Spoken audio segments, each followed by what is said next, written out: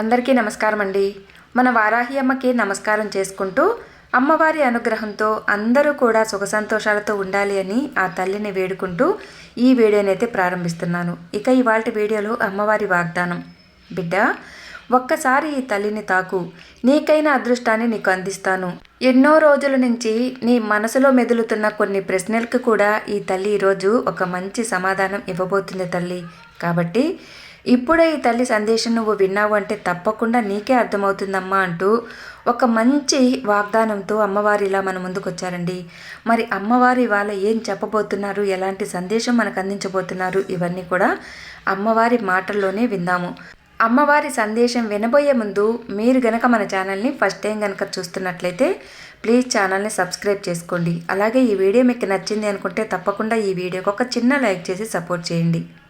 శ్రీ శ్రీ వారాహి అమ్మవారి జ్యోతిష్యాలయము. అమ్మవారి ఆశీస్సులతో జాతకం చెప్పబడను. గురూజీ సుబ్రహ్మణ్యరాజు గారు. గురూజీ గారు నెంబర్ 1 వశీకరణ స్పెషలిస్టు. గురూజీ గారిని సంప్రదించాల్సిన ఫోన్ నెంబరు 9666575717. ఈయన మనకు తెలిసిన గురువుగారండి. ఎన్నో సంవత్సరాలుగా వారాహి అమ్మవారిని ఉపాసన చేస్తూ దైవ శక్తి పొందినటువంటి గొప్ప గురూజీ. ప్రేమ సమస్యలైన, పెళ్లి సమస్యలైన, విద్యా ఉద్యోగ సమస్యలైన, జీవితాలపై ఎలాంటి చెడు ప్రయోగాలున్నా, గ్రహదోషాలున్నా, కోర్టు సమస్యలైనా, గృహ సమస్యలైనా కూడా మీకు ఎలాంటి సమస్య అయినా, మీరు ఎంత దూర ప్రాంతంలో ఉన్నా కూడా స్క్రీన్ మీద కనిపిస్తున్న ఈ నెంబర్కి ఒక్కసారి గురువుగారికి కాల్ చేసి నమ్మకంతో మీకున్న సమస్యలన్నీ కూడా చెప్పారంటే 2 రోజుల్లోనండి మీకు మంచి పరిష్కారం దొరుకుతుంది. మేము చెప్పించుకొని మాకు ఒక నమ్మకం వచ్చిన తర్వాతే మీకు తెలియజేస్తున్నాం ఫ్రెండ్స్. గురువుగారు చెప్పింది చెప్పినట్లుగా జరుగుతుంది. కాబట్టి మీకు కూడా నమ్మకంతో మీకు ఎలాంటి సమస్య ఉన్నా సరే గురువుగారికి స్క్రీన్ మీద కనిపిస్తున్న ఈ నెంబర్కి కాల్ చేయండి. మీకు ఒక మంచి పరిష్కారం అనేది చూపిస్తారు. ఇక ఇవాల్టి అమ్మవారి వాగ్దానం. బిడ్డ, నీ జీవితంలో ఎలాంటి సంతోషం లేదని బాధపడుతున్నావు. అయితే ఈ అమ్మ మాటని నెట్టివేయకుండా వినతల్లి.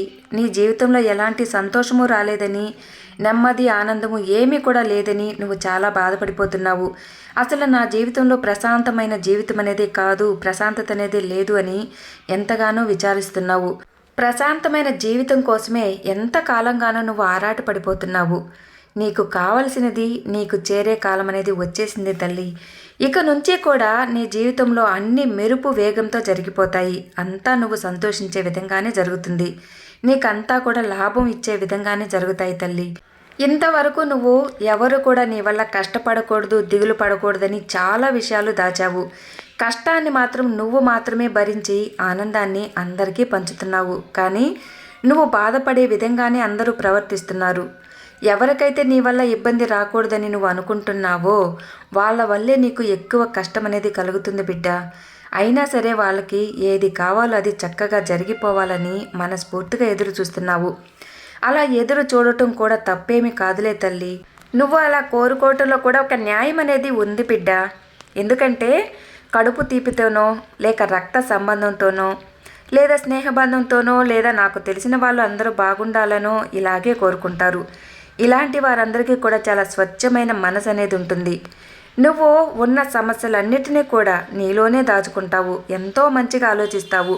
అందరూ బాగుండాలి, అందరికీ ఉన్న కష్టాలన్నీ కూడా తీరిపోవాలి, వాళ్ళు కోరుకున్నవన్నీ కూడా వాళ్ళ జీవితంలో దొరకాలని స్వార్థం అనేది లేకుండా ఆలోచిస్తావు. ఎవరైతే నవ్వుతూ ఉంటారో, ఎవరైతే అన్నిటినీ సర్దుకొని అందరికీ కూడా సమాధానంగా నెమ్మదిగా ఉంటారో వారికంటే గొప్పవారు ఎవరూ ఉండరమ్మా. అవునమ్మా, ఈ రోజుల్లో చాలామంది వారితో స్నేహం చేయాలా వద్దా, చేస్తే ఏమవుతుంది, మనకు వాళ్ళ వల్ల ఎలాంటి ఉపయోగం ఉంది, ఉపయోగం లేనప్పుడు వాళ్ళతో స్నేహం ఎందుకు, వాళ్ళతో మనకు బంధం ఎందుకు అనే విధంగానే ఆలోచిస్తున్నారు.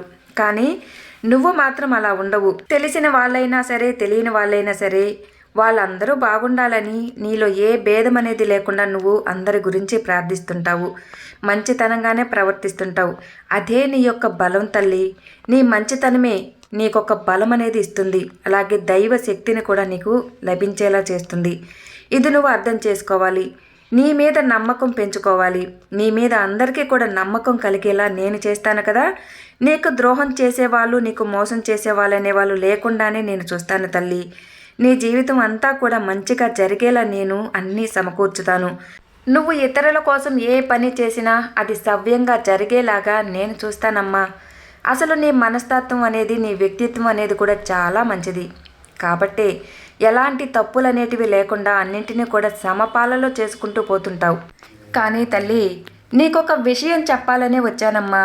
ఇది నువ్వు మనసు పెట్టి రహస్యంగా విను. ఎవరితో కూడా నువ్వు పంచుకోవాల్సిన అవసరమే లేదు. నీ శత్రువులనేటి వాళ్ళు ఎక్కడో ఉండరు తల్లి, నీ చుట్టూనే ఉంటారు. కాబట్టి నీకు జాగ్రత్త చెప్పాలని, నా సందేశం రూపంలో నీకు అందించాలని ఇలా వచ్చానమ్మా. నీలాగే స్వచ్ఛంగా ఆలోచిస్తూ అందరి సుఖ సంతోషాల గురించి కష్టపడుతూ ఉన్న వాళ్ళ జీవితాల్లో ఈ వారాహి తల్లి ఎప్పుడూ ఉంటుంది. అలా స్వచ్ఛంగా ఆలోచించే వారందరూ కూడా నా బంగారు బిడ్డలే తల్లి. నువ్వు ఎంతో స్వచ్ఛమైన దానివి, ఎంతో గొప్ప వ్యక్తిత్వం కలిగిన దానివి. కాబట్టే నా బంగారు బిడ్డగా ఈ వారాహి తల్లికి ఇష్టమైన భక్తునిగా నువ్వు నిలిచావు. నీ శత్రువులు అనేటి వాళ్ళు ఎక్కడో ఉండరమ్మా. నీలాగా స్వచ్ఛంగా ఆలోచించే వాళ్ళందరికీ కూడా శత్రువులు వెంటనే ఉంటారు. నీ శత్రువులకి ఎదురుగా వెళ్ళినా ఇబ్బంది లేదు, కానీ నమ్మక ద్రోహులకు మాత్రం కాస్త దూరంగా ఉండటమే మంచిది. ఎందుకో తెలుసా తల్లి, శత్రువులు ఎదురుగా వచ్చి దెబ్బ కొడతారు, కానీ నీతోనే ఉంటూ నిన్ను తొక్కేయాలి అని చూసేవాళ్ళు మాత్రం నవ్వుతూనే విషం చిమ్ముతుంటారు తల్లి. అలాంటి వాళ్ళే నమ్మించి గొంతుకొస్తారు. ఇలాంటి వాళ్ళందరికీ కూడా కాస్త దూరంగా ఉండటమే మంచిదమ్మా. ఇలాంటి వాళ్ళని నేనెలా గుర్తించాలి తల్లి? వాళ్ళ మనసులో ఉన్న ఉద్దేశం ఏంటో నాకెలా తెలుస్తుందని నువ్వు అనుకుంటున్నావు కదా?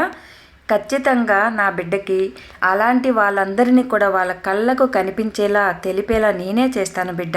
నువ్వు కూడా ఒకటి తెలుసుకోవాలి తల్లి, మంచి చెడు అనేది తెలుసుకొని కాస్త జాగ్రత్తగా ఉండాలి. ఇక నువ్వు దేనికి కూడా భయపడాల్సిన అవసరమే లేదు. ఈ వారాహి తల్లే నీ జీవితంలోకి అడుగుపెట్టింది. కాబట్టి ఇక ఎలాంటి చెడు కీడు అనేది జరగనివ్వకుండా నేను నా బిడ్డని ఎప్పుడు కూడా కంచెలా కాపు కాస్తూ ఉంటాను. కాబట్టి నువ్వు ఏ పని మొదలుపెట్టినా నీకు అపజయాలు అనేటివే లేకుండా అన్నీ సవ్యంగా జరిగేలా చూస్తుంటాను. నువ్వు ఎవరి కోసమైతే ఇంతకాలం కష్టపడుతున్నావో వారందరికీ కూడా నీ ద్వారా మంచి జరిగేలా చూస్తాను తల్లి. నీలో ఉన్న దుఃఖాన్ని, కష్టాన్ని అందరి ముందు దాస్తావేమో, కానీ ఈ తల్లి ముందు దాచలేవు కదమ్మా. కాబట్టే ఈరోజు ఈ సందేశం రూపంలో ఇలా నీ ముందుకొచ్చాను. ఇక ఈరోజు ఈ వారాహి అమ్మని తాకి మనస్ఫూర్తిగా ఈ తల్లి సందేశాన్ని విన్నావు కదా తల్లి. ఇక నీ జీవితంలో నువ్వు ఏది కోరుకుంటే అది ఖచ్చితంగా జరిపిస్తాను. నీ జీవితంలో ప్రతి కష్టంలో నీకు తోడుగా ఉంటాను. ఈ వారాహి తల్లి నీకు తోడుగా ఉంటుందమ్మా. నన్ను తాకిన మరుక్షణమే నీ జీవితంలో నేను ప్రవేశించాను తల్లి. ఇక ఎలాంటి చెడు నీడ, చెడు ఆలోచనలు అనేటివి నీ మీద పడకుండా నిన్ను ఒక గౌరవమైన మంచి స్థానంలో నిలబెట్టి చూపిస్తాను తల్లి. నువ్వు ధైర్యంగా ఉండు.